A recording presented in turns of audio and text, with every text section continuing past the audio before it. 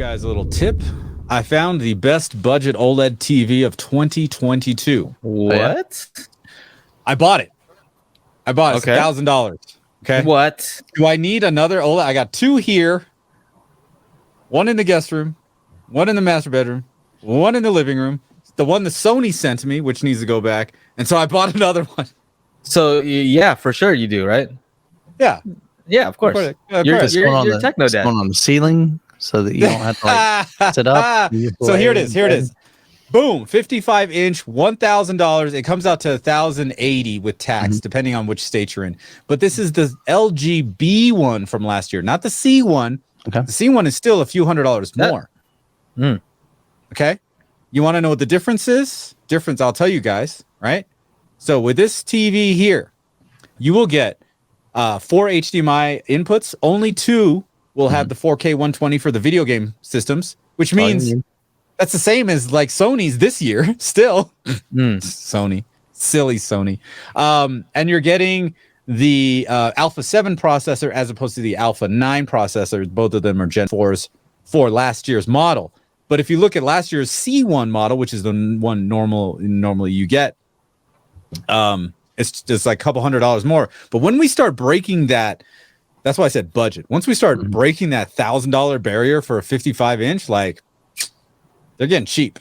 So as you can see, I just bought this thing, right? What does it say? What does it say? Last purchase July 23rd.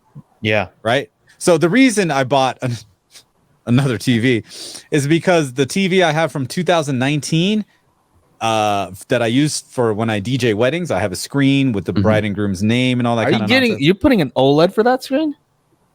It was cheap.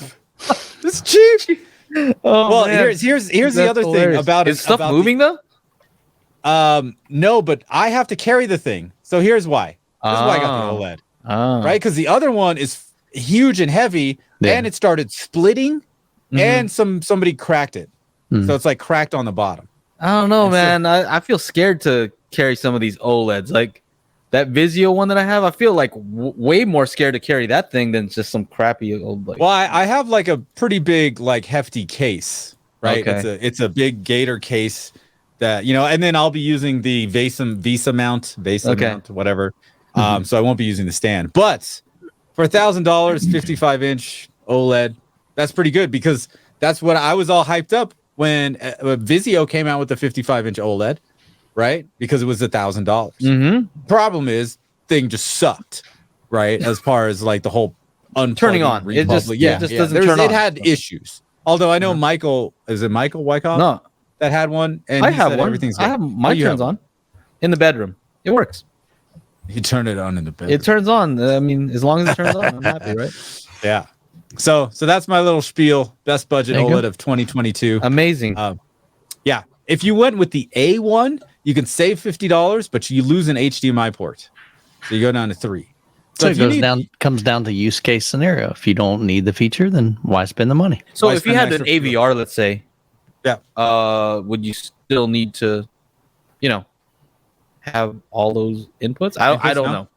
Like if you had I mean, and one of the things also I like about it is the rear-facing HDMI ports as opposed to the side ones, because the older TV only had side ones. So then I have to route the cable around there as opposed to just plug it in from the back because I'm using like a, like a facade thing. So I have a wedding on Sunday, so I'll be using that TV. Lucky folks, man. They got an OLED for their display. They got inky blacks on their. My clients get the best. They're paying for it. They are. Oh, speaking of which, now if you'd like to join us in the after show, make sure to become a patron. It would be patreon.com/daily HiFi, and you get to video chat, kind of like this with us after the show. It's pretty awesome. You should check it out.